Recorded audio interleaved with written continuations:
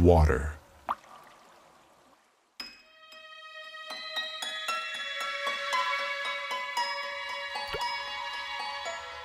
Water, the most common substance on Earth.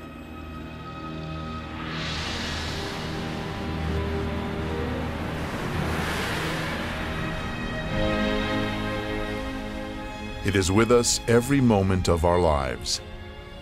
But do we know the secrets of this amazing element? Where did it come from? Who bestowed water on our planet? And why? The only such planet in the universe. Perhaps only water itself knows the answers to these questions. There is just as much water on Earth today as there was when everything began. When the world was born and acquired the shape and sensations we know so well.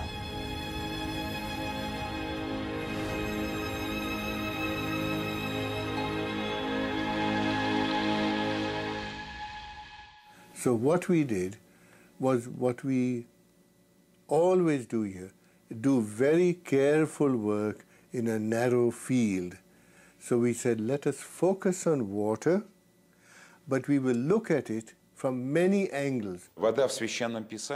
In the Holy Scripture, water is more than simply a physical substance. It is a certain concept, and that concept is connected in a special way with the idea of life.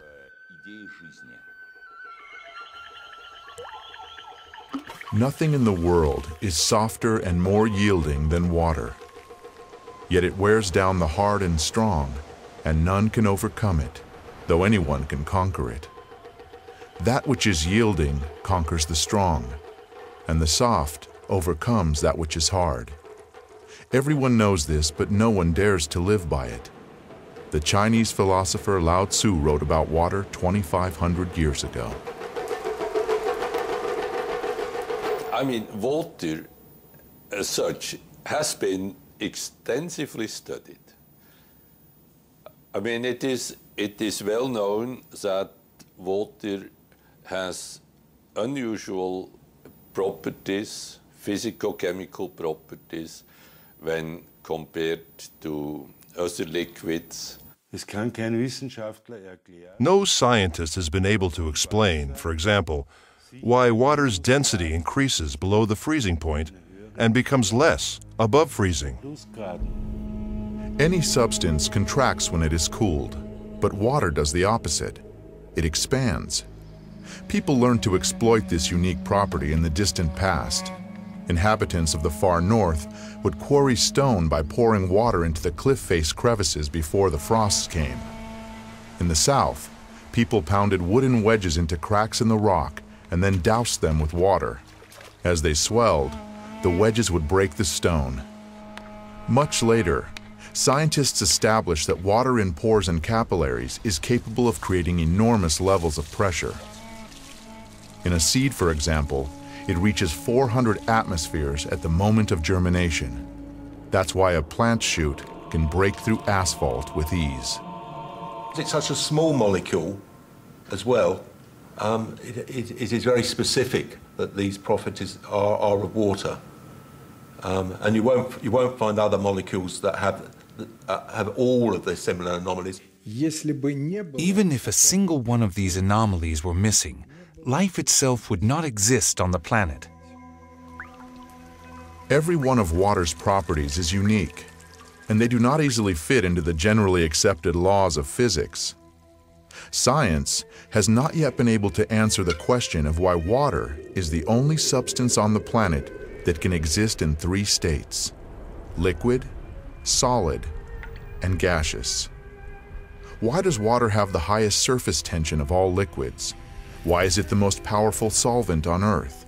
And how, in defiance of the Earth's gravity, is water able to rise through the trunks of gigantic trees against tens of atmospheres of pressure?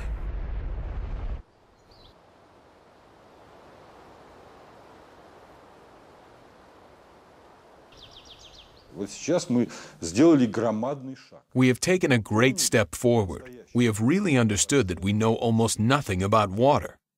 Therefore, it is a great step because this realization is followed by the desire to find something out. Southeast Asia. The year is 1956. The place is a secret military laboratory for developing and producing weapons of mass destruction. Work has been underway here for several years on a powerful new generation of bacteriological weapon. The scientists are discussing what properties this weapon should have at one of their protracted secret meetings. Suddenly, the session breaks off. All of the participants are taken to the hospital with symptoms of severe food poisoning. An investigation into what happened quickly hits a dead end. The scientists had consumed nothing except water from the carafes on their table. The water was tested. No harmful additives were found. Its chemical composition was H2O, and that's what the report said: poisoning caused by ordinary water.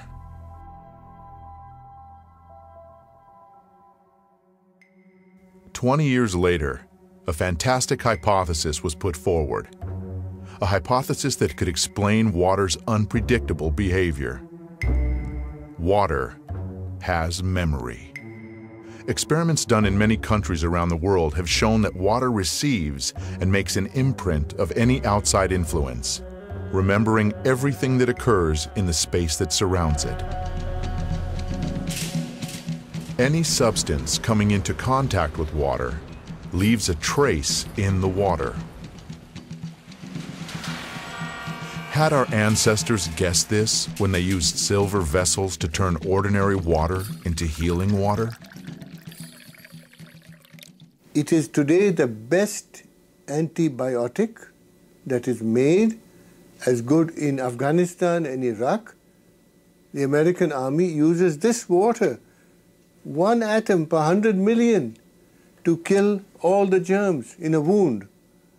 So the President of the United States uses this water to keep infectious bugs from his hand. So I said, how can this water be? As it records information, water acquires new properties, yet its chemical composition remains unchanged. So their theory was the chemical composition of the water is important. Now the sensational news is that that is nonsense. The structure of water is much more important than the chemical composition.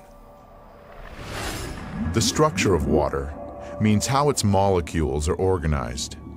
We can see how water molecules join together into groups. These are called clusters.